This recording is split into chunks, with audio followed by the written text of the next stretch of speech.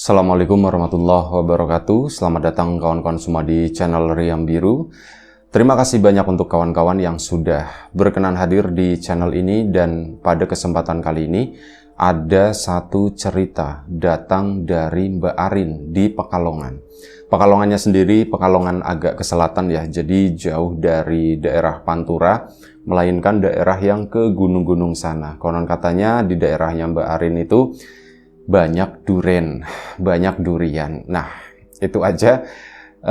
Mbak Arin itu menceritakan tentang satu pengalaman horor yang pernah dialaminya beserta keluarganya itu sekitar tahun 2009.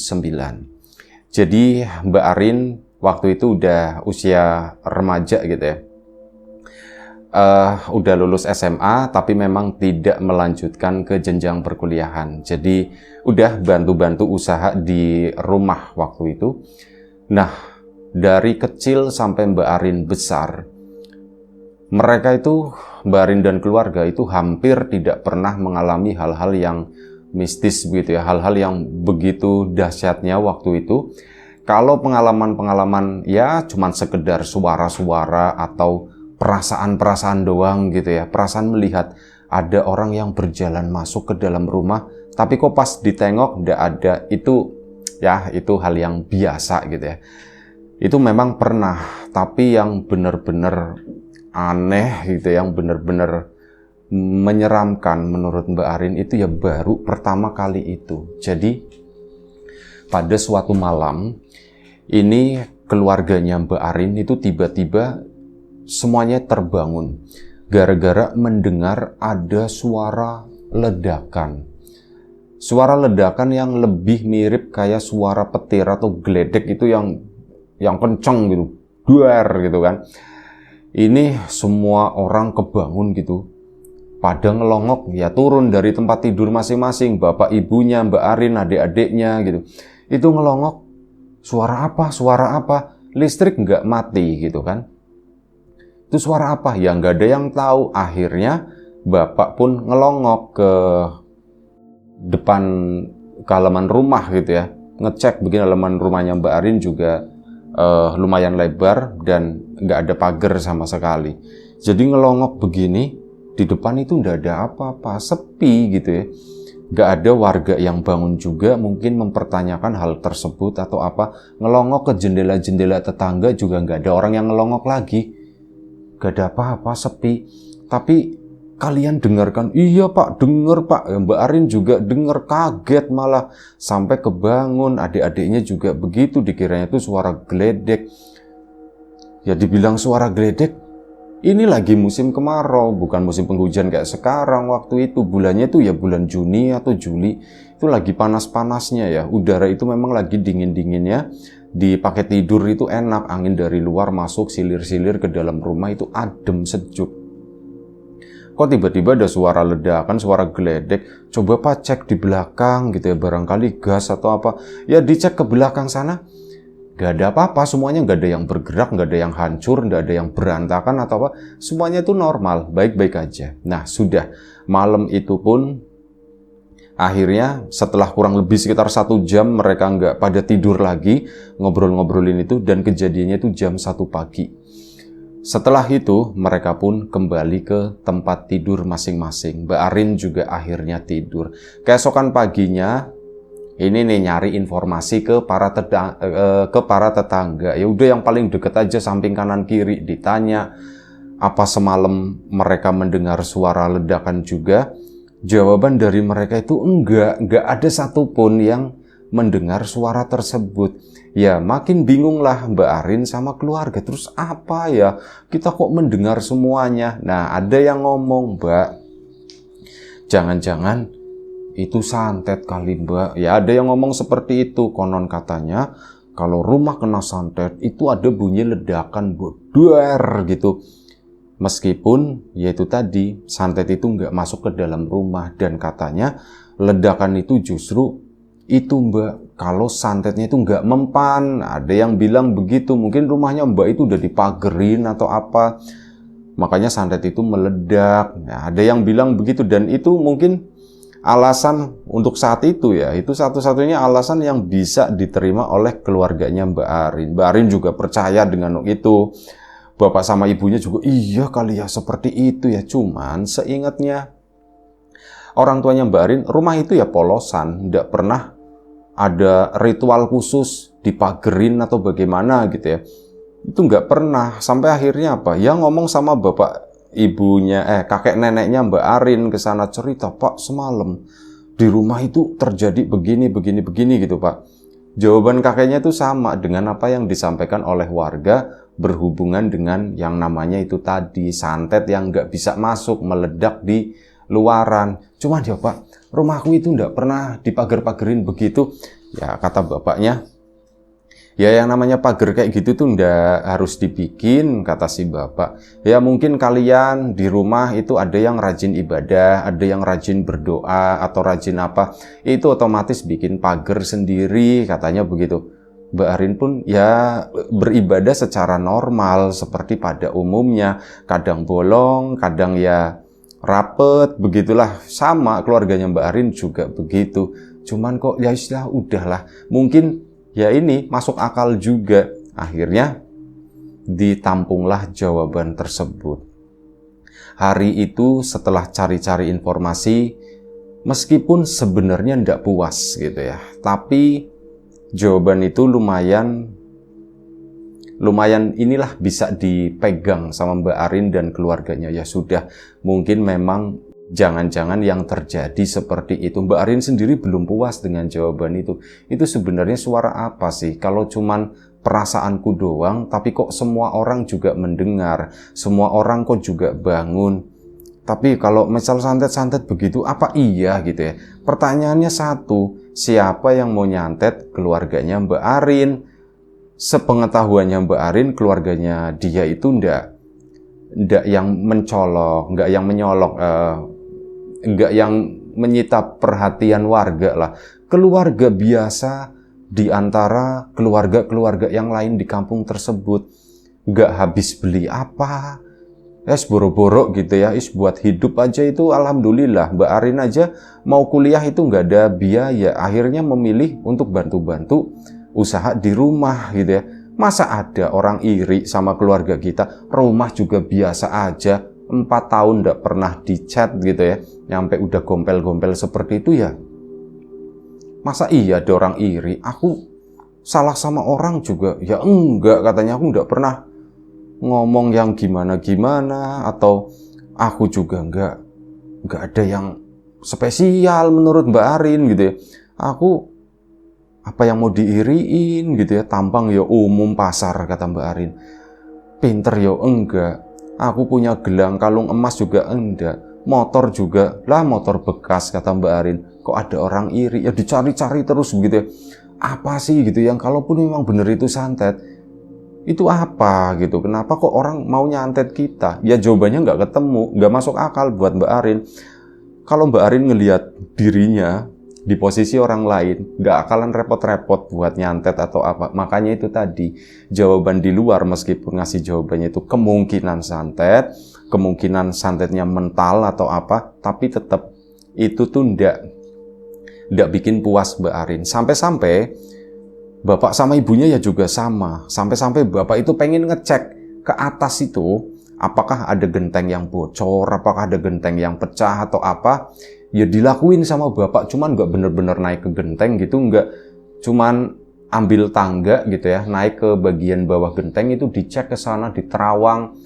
Ya nggak ada yang pecah, nggak ada yang bocor, nggak ada bekas ada batu atau serpihan apa gitu ya. Jangan-jangan meteor lagi atau apa, ya itu ndak ada bekasnya. Ya wis gitu kan. Akhirnya sudah.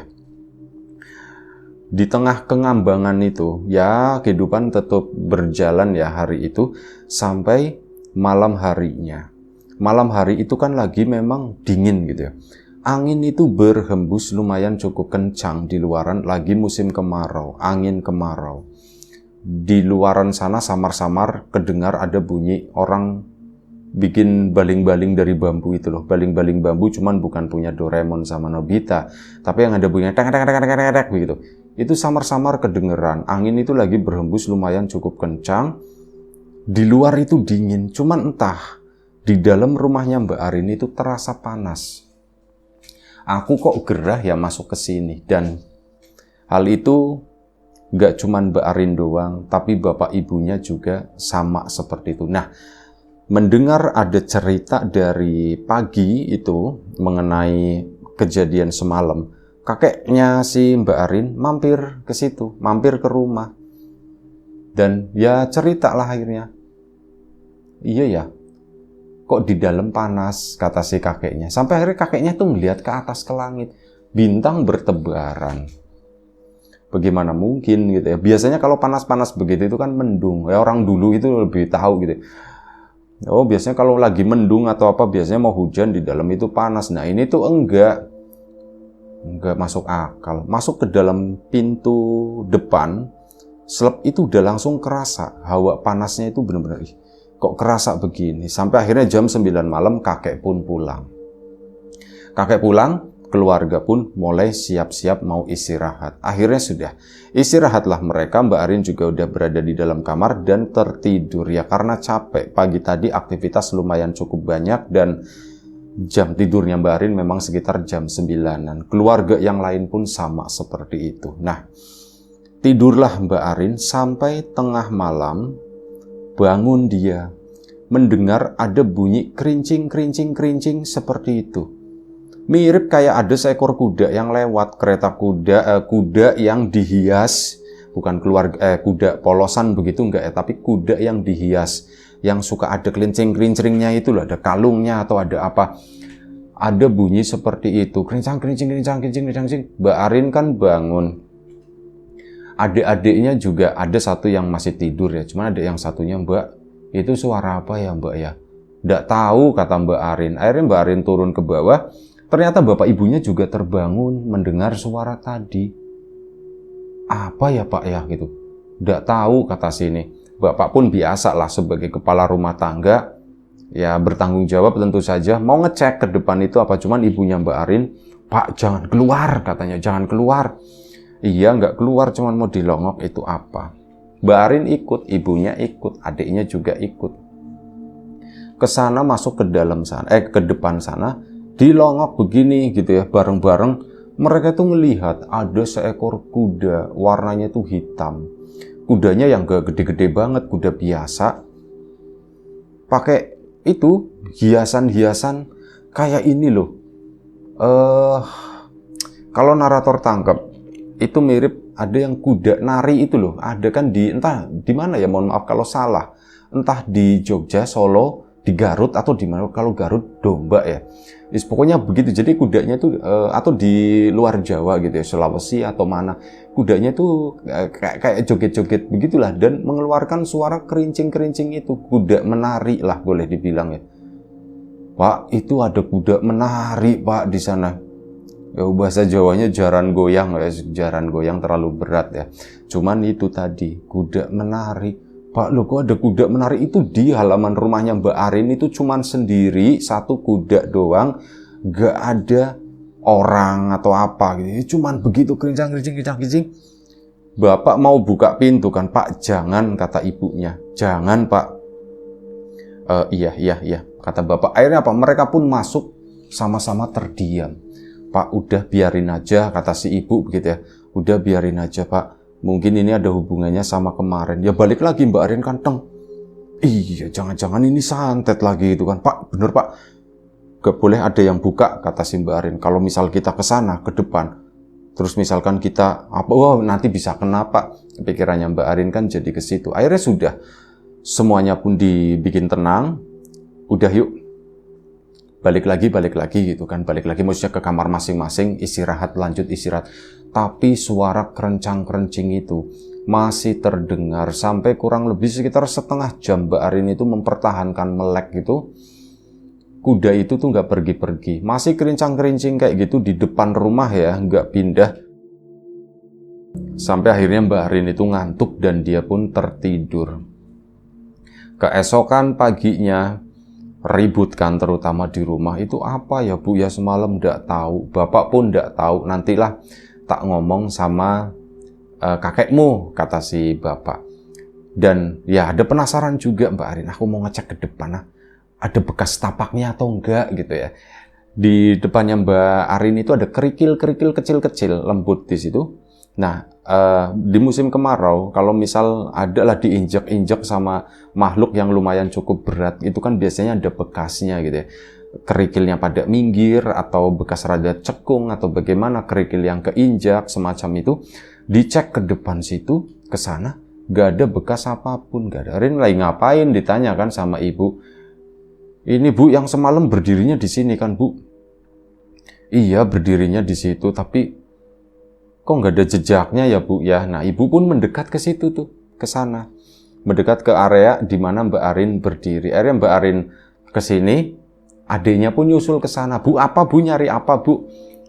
Ibu sama adiknya itu berdiri di situ. Mbak Arin balik ke teras, berdiri di teras di sana. Begitu Mbak Arin sampai di teras ngeliatin ibu sama adiknya itu, entah kenapa, mungkin cuman perasaannya Mbak Arin doang atau bagaimana, di depannya itu yang tadinya ibu sama adiknya, sosok itu tuh berubah menjadi kuda.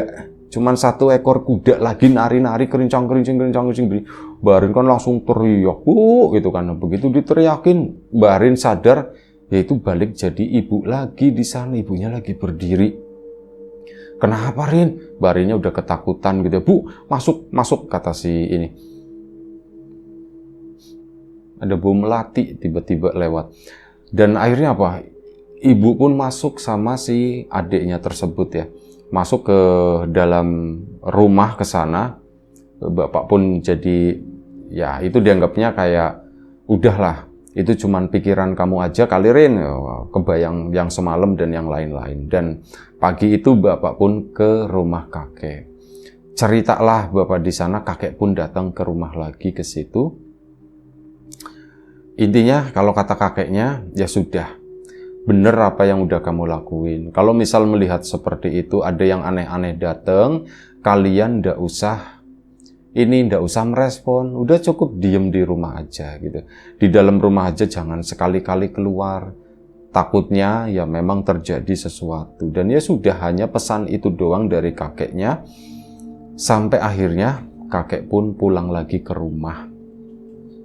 Malam, singkat cerita ya, malam harinya, oh ya, biasa validasi dulu ke tetangga kanan kiri. Mbak, semalam sampean itu ngedenger ada suara kerincingan kuda gitu ndak Mbak ya? Enggak ada satupun dari tetangganya itu mendengar suara tadi malam. Murni, semalam sebelumnya suara ledakan itu cuman keluarganya Mbak Arin yang mendengar. Dan malam ini, malam tadi, suara kuda menari itu pun cuman mereka, keluarga mereka yang dengar. Ini agak sedikit aneh sih, tapi ya wis lah, diterima aja. Singkat cerita, malam hari pun tiba, ada kewaspadaan kali ini. Malam sebelumnya suara ledakan, malam kedua ini kemarin itu ada kuda, suara kuda kemerincing gitu ya. Malam ini kira-kira apa ya gitu ya. Ada pertanyaan seperti itu dalam benaknya Mbak Arin, cuman memang nggak didiskusikan. Ya seperti biasa jam 9 mereka itu masuk mulai istirahat ya, masuk ke dalam kamar masing-masing. Mbak Arin juga karena ada kewaspadaan, karena ada rasa was-was itu tadi, Mbak Arin pun tidur agak lumayan cukup terlambat, cuman ya akhirnya tertidur juga. Nah ini di malam ketiga ini, bangunlah mereka di jam yang sama, sekitar jam 1 pagi. Mereka mendengar bunyi kerincang-kerincing itu lagi, keteplak-ketepluk sama kerincang-kerincing. Kali ini suaranya itu enggak di depan, kali ini suaranya itu muter, bener-bener kerincang-kerincing di luar kamarnya Mbak Arin di situ, terus ke sana menuju ke belakang, kayak diputerin rumah tersebut. Semuanya terbangun, ngumpul di kamar bapak sama ibu di sana. Udahlah kalian malam ini tidur di sini aja. Ya adik-adiknya Mbak Arin juga ketakutan, Mbak Arin juga takut. Akhirnya udahlah ngumpul di sana. Apa ya Pak kira-kira ya, Bapak juga ndak tahu. Udah Bu, kita sama-sama berdoa aja malam ini. Akhirnya udah digelarlah doa bersama di kamar bapak sama ibunya. Berdoa mereka sama-sama terdiam gitu ya. Sampai kurang lebih sekitar 1 jam.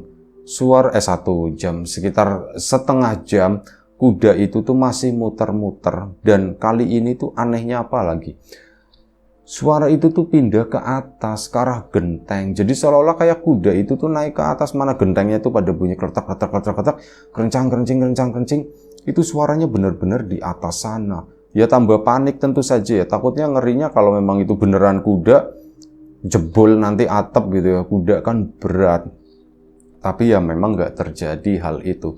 Didoain terus sampai kurang lebih sekitar setengah jam itu tadi, suara itu pun turun ke bawah lagi, ke depan sana, dan masih terus berbunyi sampai Mbak Arin itu tertidur lagi. Sampai semuanya tertidur, masih seperti itu. Dan ya, singkat cerita malam itu nggak terjadi apa-apa. Keesokan harinya dibahas lagi lah seperti itu. Dan kali ini pagi-pagi, jam 6 pagi, kakeknya Mbak Arin itu datang ke rumah bawa ketan. Nasi ketan ada kelapanya, itu beli di jalan katanya tadi itu, dibawain oleh-oleh. Ini ketan loh. Tumben Mbah pagi-pagi udah kesini katanya. Ya sih Mbah tadi sekalian jalan-jalan terus ngeliat ketan. Oh iya nih, kamu kan suka katanya. Iya Mbah aku suka Mbah. Wah seneng banget sih Mbak Arin. Akhirnya sudah makan, kakeknya ya cerita lah akhirnya kan. Mbah semalam begini. Ya wis, nanti malam si Mbah tidur di sini gitu. Suatu kesenangan, suatu kehormatan. Dah, nanti si Mbak Putri gimana? Ya sudah ndak apa-apa katanya. Udah ndak apa-apa. Ternyata malam harinya neneknya juga ikut, katanya takut. Udahlah aku ikut tidur di sini aja kata si. Ya sudah ndak apa-apa gitu kan. Ada kamar kosong di sana. Dan ya kakek sama neneknya itu nggak memilih di sana, milihnya malah di ruang tengah. Aku sini aja kata si nenek. Sudah. Mereka pun rasanya gimana ya, Mbak Arin tidur di kasur, neneknya itu gelar kasur lantai di ruang tengah. Rasa-rasanya kok nggak sopan. Akhirnya apa, malam itu mereka pun memutuskan, ini yang perempuan-perempuan Mbak Arin kebetulan kakak adiknya itu 3 orang, yaitu cewek semua. Akhirnya ibunya Mbak Arin sama adik-adiknya itu tidur di ruang tengah, bapak sama kakek di ruang tamu di situ. Ya nggak tidur, ngobrol-ngobrol atau apa gitu ya. Sampai akhirnya Mbak Arin sendiri itu udah ngantuk, tidurlah. Paling kalau misal ada apa-apa bakalan dikasih tahu, bakalan diupdate. Dan mungkin bapak juga kalah atau bagaimana, nggak biasa begadang. Akhirnya bapak pun ikut tidur waktu itu. Saat bapak lagi gerusak-gerusuk siap tidur di ruang tengah itu, Mbak Arin kebangun, bapak tidur. Cuman kakek nggak terlihat memang. Dan akhirnya bener aja. Sekitar jam 1 pagi seperti biasa, bunyi itu mulai kerincang-kerincing, mulai kedengeran. Mbak Arin bangun, nengok ke sana, bapak udah nggak ada, kakek juga nggak ada. Dan kemana mereka ya? Mbak Arin kan bangun, ibunya pun bangun. Ke situ, neneknya juga bangun karena penasaran nanti kalau ada apa-apa si Mbak dibangunin katanya. Iya Mbak. Mbak Arin pun ngecek ke ruang tamu ke situ. Bapak sama kakek itu lagi berdiri posisinya di sana. Pak, sudah kamu di situ aja, jangan ke sini. Iya Pak, nurut semua di ruang tengah di sana. Nah ini kakeknya akhirnya apa? Ada bunyi cekrek-cekrek keluar si kakeknya Mbak Arin tersebut. Begitu keluar ke sana, kan ngelongok begini, melihat kuda itu yang kemarin itu beneran ada di depan rumahnya Mbak Arin. Kakeknya pun mendekat ke sana. Ya setelah kakek keluar, bapak kan disuruh di dalam aja. Cuman bapaknya Mbak Arin, ya enggak lah, aku harus ikut keluar meskipun cuman berdiri di depan pintu di situ. Nah ini Mbak Arin dan kawan-kawan dan keluarganya nunggu di ruang tamu sambil ngelongok dari jendela begini. Lampu udah dimatikan waktu itu, gelap. Ngelihat ke sana, kakek itu mendekat ke arah kuda tersebut, dan kuda itu tuh kayak ngangguk-ngangguk begini sambil terus nari-nari. Entah kakek itu ngapain, entah kakek itu ngomong apa, sampai akhirnya apa? Kakek itu kayak berhasil, ini ada talinya ya, berhasil megang itu loh, tali tersebut. Kuda itu dibelokin ke sana menuju ke arah jalan. Setelah di arah jalan tersebut, kuda itu disuruh pergi ke sana. Jalanlah kuda itu menjauh dari rumahnya Mbak Arin, kakek pun balik masuk. Saat kakek balik masuk, itu ada sesuatu yang aneh di sana. Kakek itu datang, seingatnya Mbak Arin, dia itu nggak bawa apapun ya. Nggak ada ya sesuatu yang mencolok mata gitu ya. Nah, ini begitu balik badan, kakek itu megang sebuah keris. Kakek bawa keris gitu kan. Nah, tapi begitu masuk itu ngomong ke bapaknya Mbak Arin, begitu mereka, tolong ambilin apa, kayak kain apa gitu ya. Akhirnya apa? Diambilin kain sama bapaknya, kakek itu masih di luar, dibungkus keris tersebut, udah katanya begitu kan, ditaruh di meja, kalian masuk semua sana. Sama bapaknya doang di ruang tamu. Mendengar obrolan-obrolan itu apa ya, sambil nanya-nanya, wah itu apa? Udah ceritanya nanti aja. Nah, malam itu Mbak Arin dan keluarga lanjut tidur. Keesokan paginya baru dijelaskan.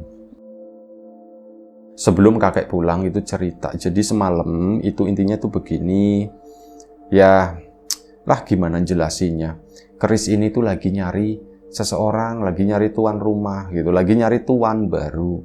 Dan terus gimana Mbak? Ya itu bentuknya kuda yang semalam. Kata si kakek, Mbak Arin, kok bisa ya seperti itu ya?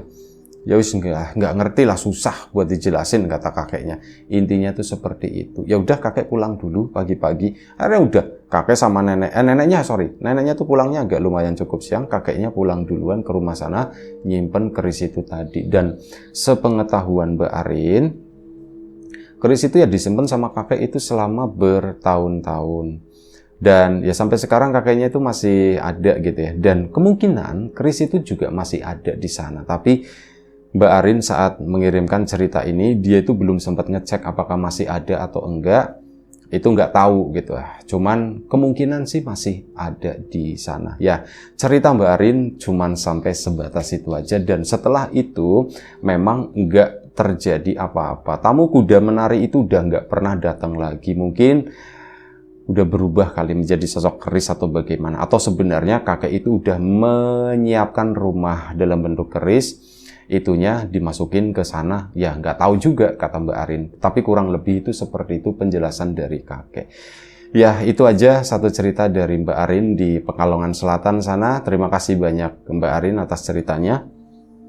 Kawan-kawan di rumah juga terima kasih banyak atas support dan dukungannya apapun itu. Kawan-kawan subscriber, kawan-kawan membership, kawan-kawan yang udah kasih support dalam bentuk super thanks ke Riam Biru. Terima kasih banyak. Kawan-kawan yang udah ngasih like, udah nge-share ke yang lainnya. Kawan-kawan yang udah ninggalin komentar juga terima kasih banyak. Doa terbaik dari kami untuk kawan-kawan, semoga selalu diberi kemudahan dalam hal apapun, termasuk kemudahan dalam hal rezeki. Yang sakit segera diberi kesembuhan. Yang sehat tetap dijaga kesehatannya. Baik, sampai jumpa di episode selanjutnya Riam Biru. Jaga kesehatan kawan-kawan semua tentunya. Assalamualaikum warahmatullahi wabarakatuh.